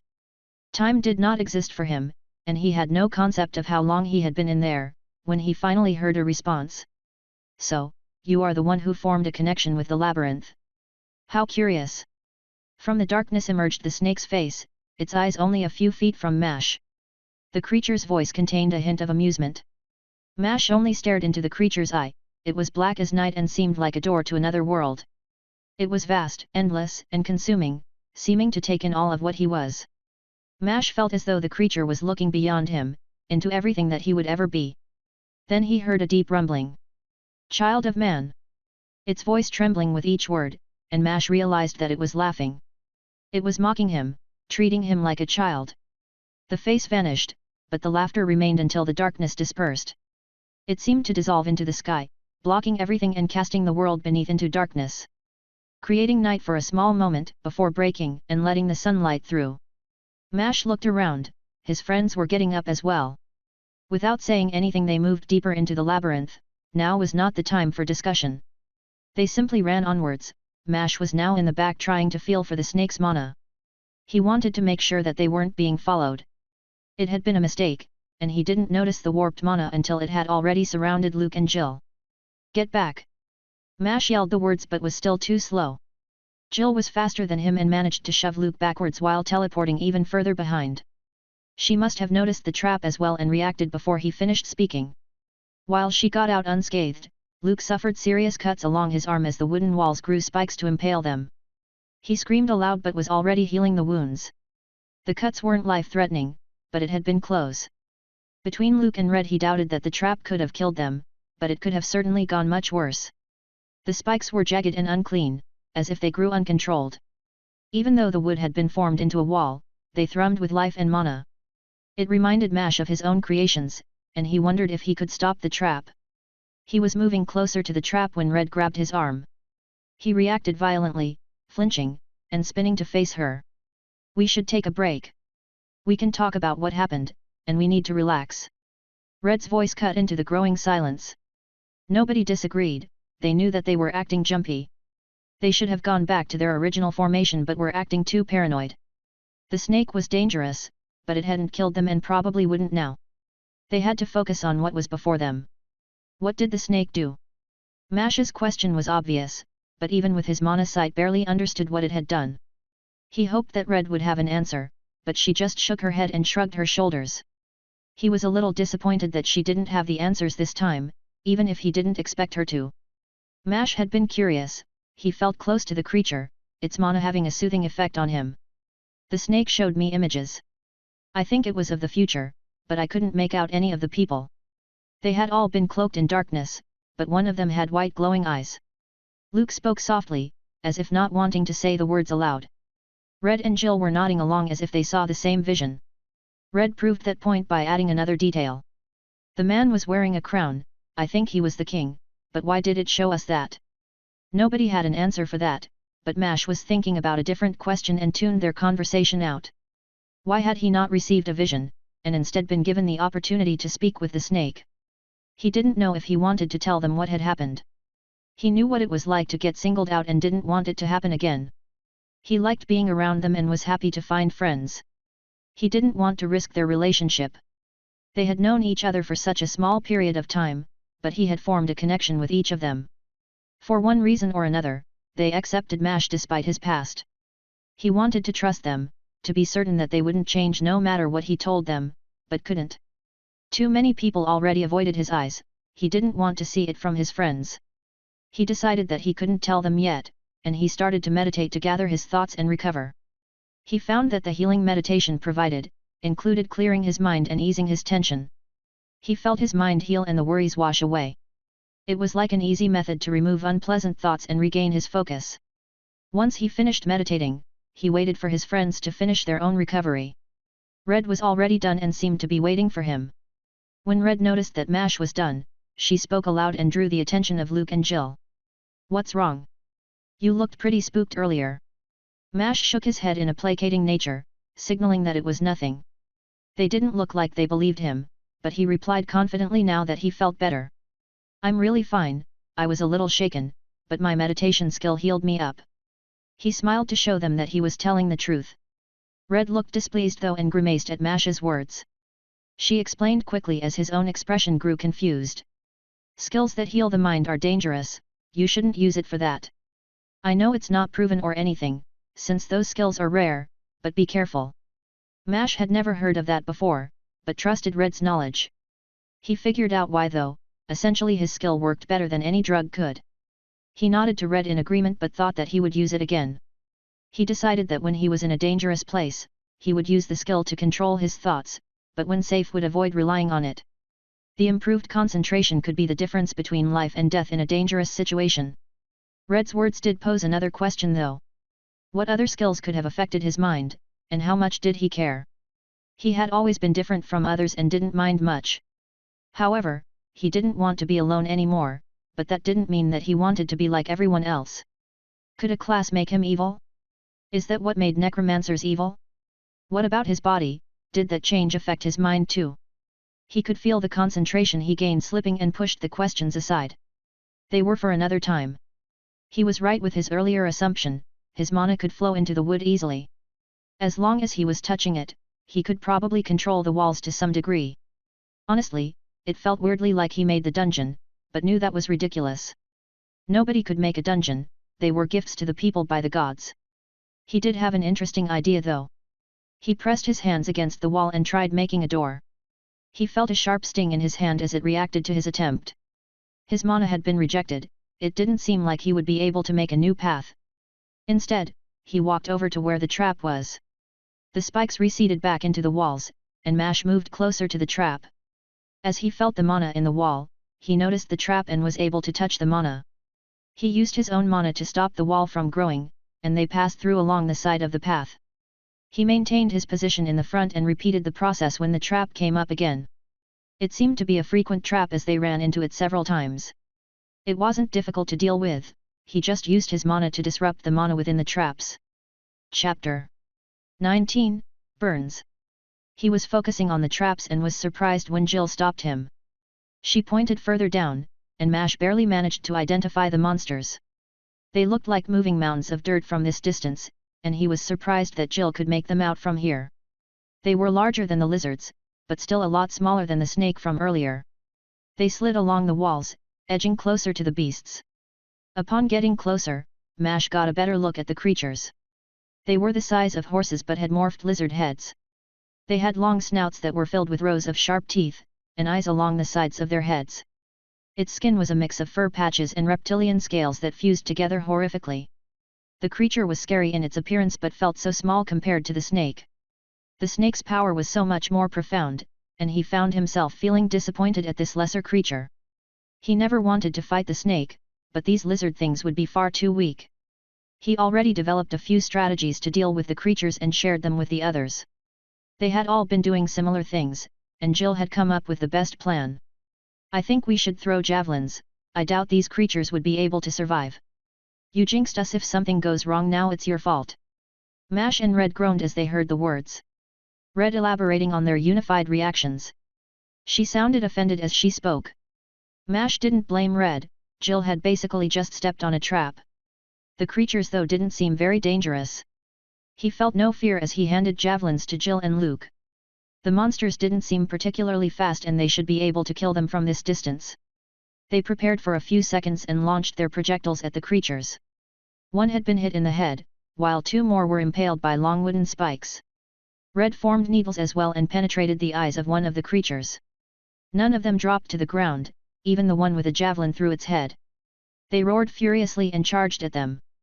Mash stepped forward to intercept them. He was eager to fight in melee.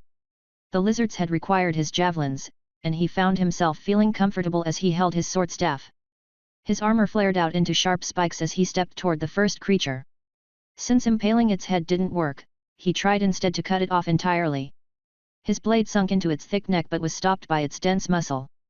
He didn't let go of his weapon quick enough, and he wasn't strong enough to resist its movements.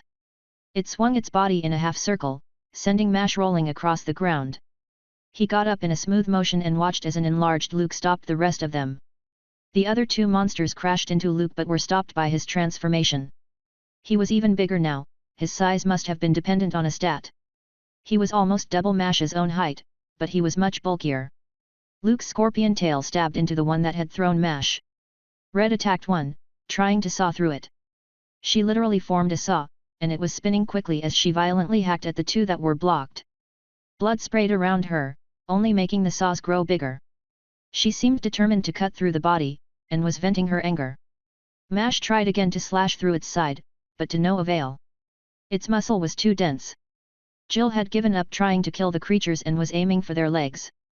She was kicking at them, aiming precisely at their joints. It was smart, and he followed her example. He formed a new weapon and attempted to break their legs.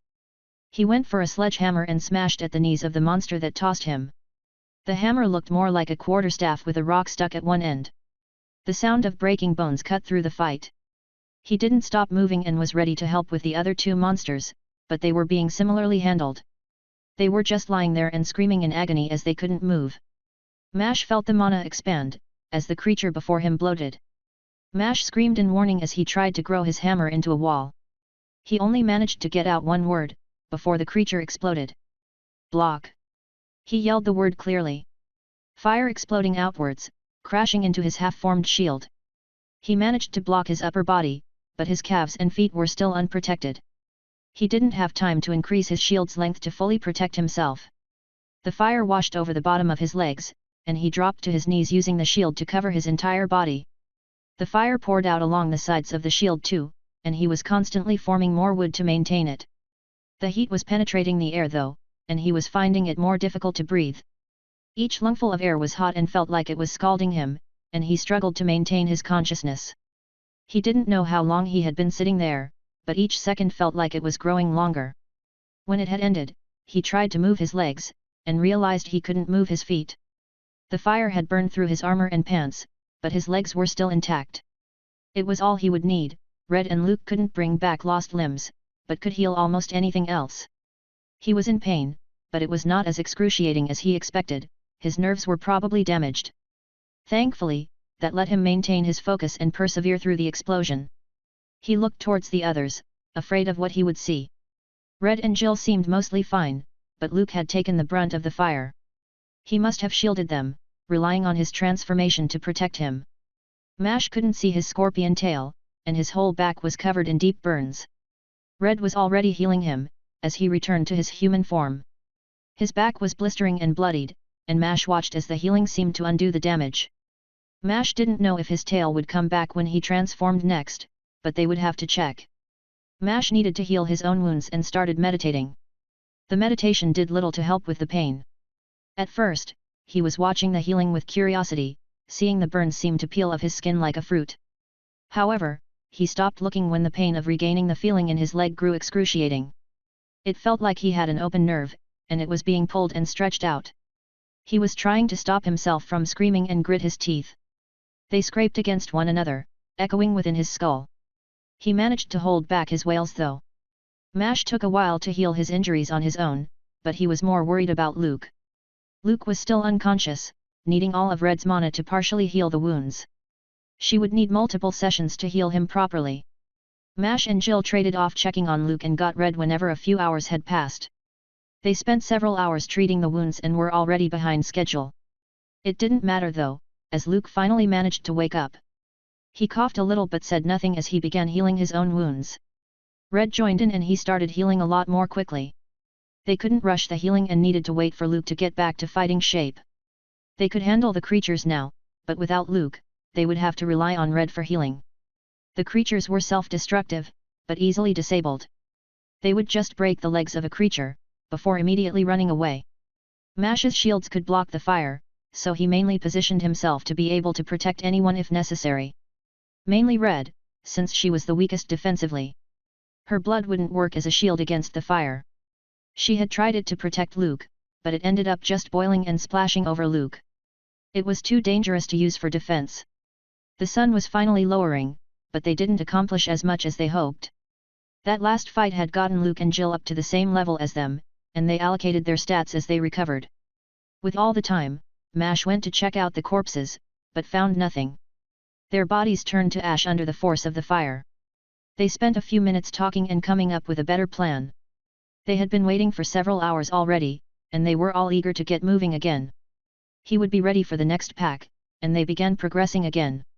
They ran into another pack soon after, but this time there were only 2 of the horse lizard things. They managed to kill them easily but had to pause again after disposing of them. Mash had to block each explosion, draining a lot of his energy. It seemed like it took more energy to block fire, but it was the only solution that they had. Thankfully, nobody else got injured from the fights. They ran into a few more packs and traps, everyone gaining a few levels. The next pack was too large though, with almost 10 monsters in it. They came up with an easier method after the last pack and strove to use it effectively. Jill ran in and drew the monsters towards her, and then she would turn around and run back to the group. When she got close, she teleported the rest of the way. Half the monsters were closely grouped together as they ran towards the nearest group. Mash had been standing nearby waiting to spring their trap. He let go of his control when the monsters entered the range of the trap. It was like letting in a flood, and many spikes had grown directly through the things, and it would be an effective way to kill them. Spikes shot out of the walls, impaling the 5 creatures. They were riddled with holes from the traps but had still been twitching as they fell to the ground. It had worked effectively, and Mash gained another level despite not directly killing the monsters. It seemed like they were gaining levels as a group, while in the dungeons, and was glad at how quickly these new monsters had benefited them. The resulting explosion had destroyed the traps, and left Mash low on energy. Mash meditated for a little bit to recover what he lost, while Jill baited the other group of monsters over, and they repeated the process from earlier. They broke the legs of the creature and waited for the explosions. It wasn't particularly difficult, but he felt the rush of power as he leveled again.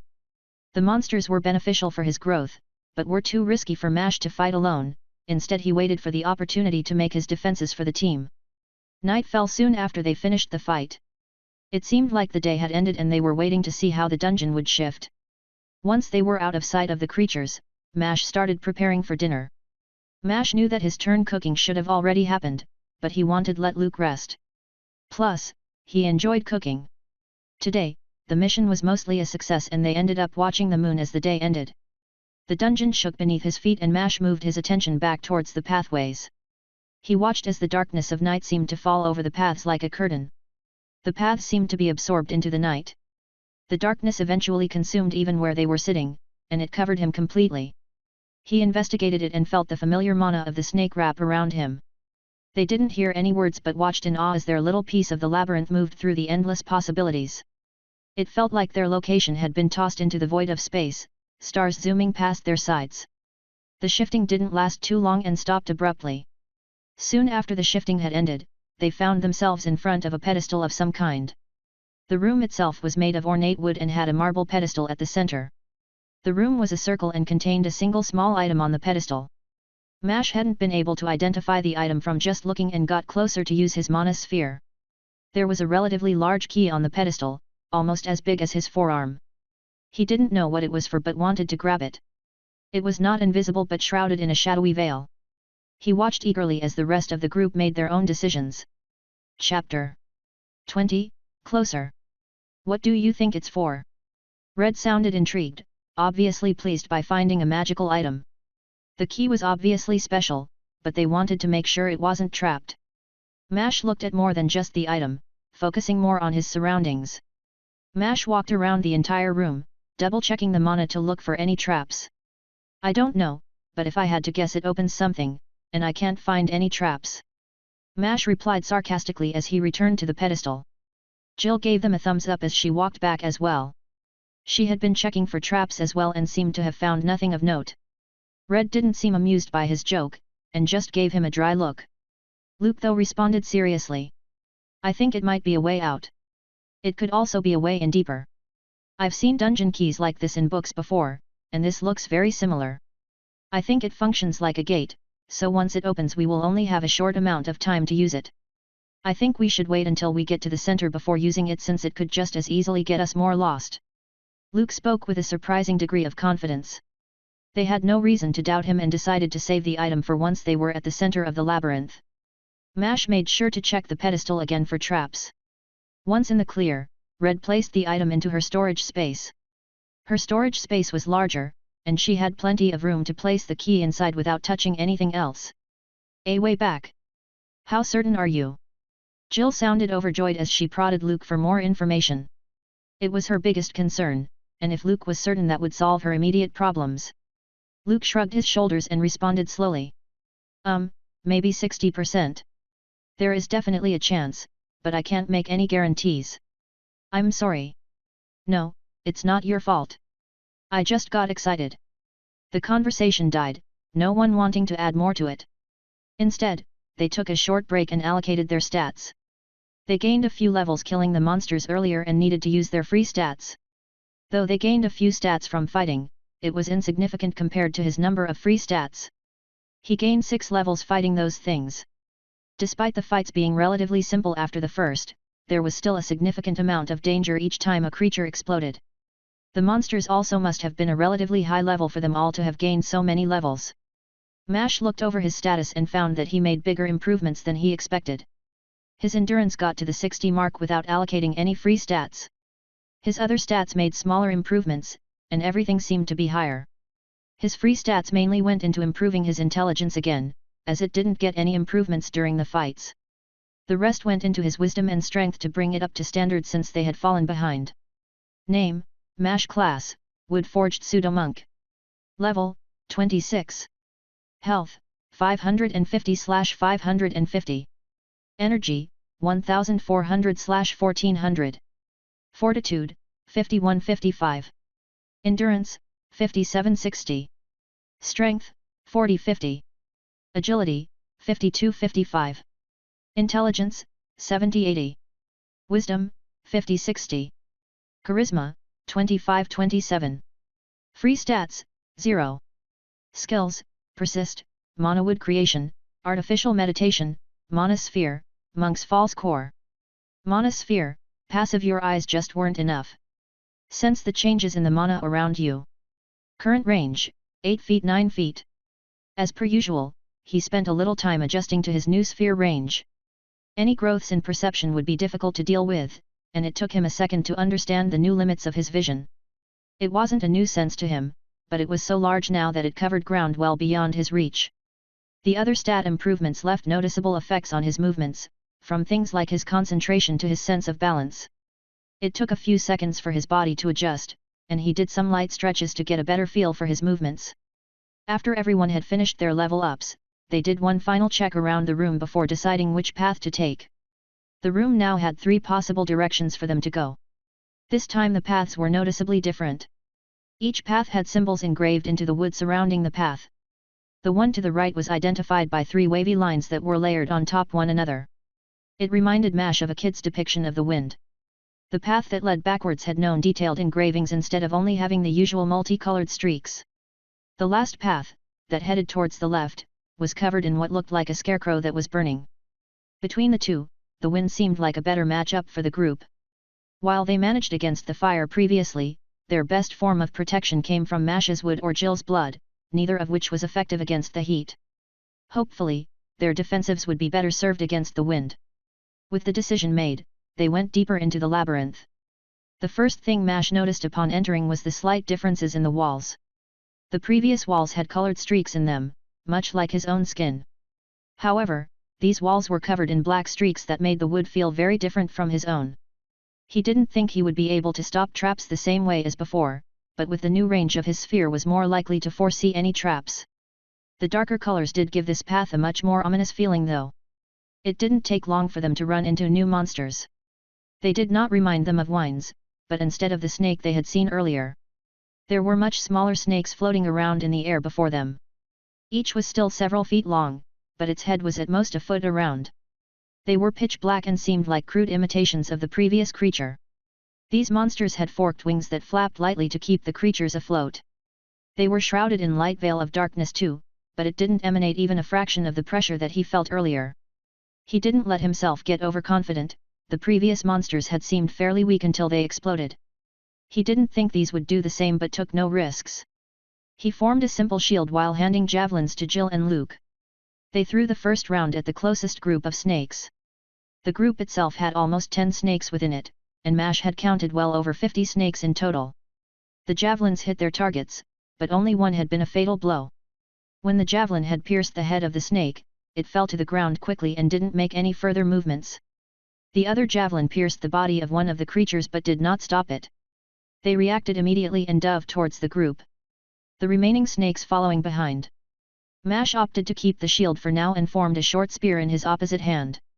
He thrust his spear towards the group as they approached, holding his shield up to push against any that got past.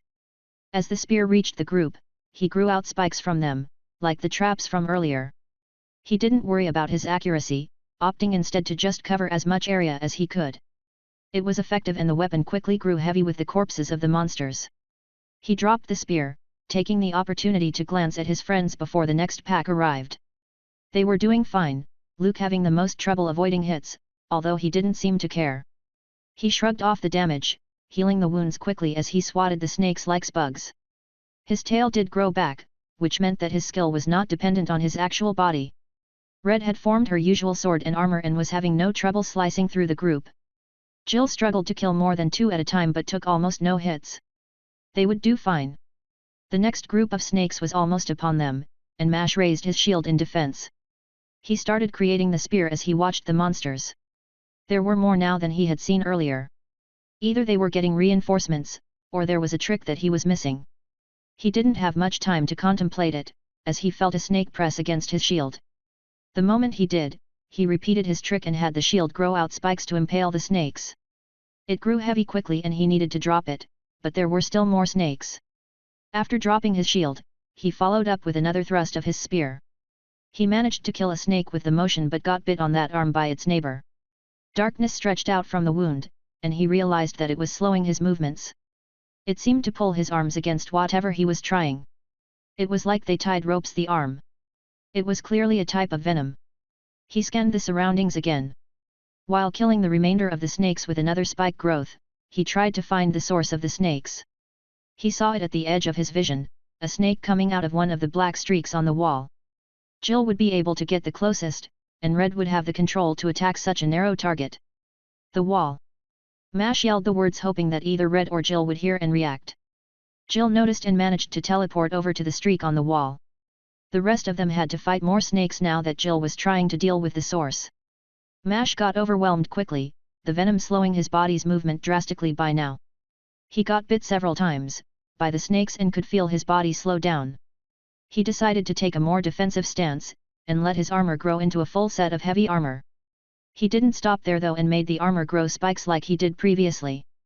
He grew it unnecessarily large, and several spikes had penetrated more than one of the snakes. The bites themselves didn't hurt much. Without any significant sources of pain, he didn't feel compelled to stop or slow down. He managed to maintain his concentration and quickly separated himself from his armor. It would leave him vulnerable, but only for a moment. While separating from the armor, he formed another spear and shield, using it to attack whatever snakes were left. There were only a few left now, and the 4 of them had managed to deal with the remaining snakes. He looked towards Jill and saw her holding the corpse of another snake. This one seemed slightly different from the others. I think this thing was creating them somehow. I saw it happen once, it looked like it acted as a gate for the snakes. Jill spoke uncertainly as she explained her hypothesis. When Mash got close enough for a more thorough examination, he realized that she was mostly correct. Within his mana sense he got a similar feeling to when the labyrinth was shifted earlier. It must have been some kind of special mana. This snake acted to connect 2 places and allow them to easily add more snakes to a location. He nodded along to her words.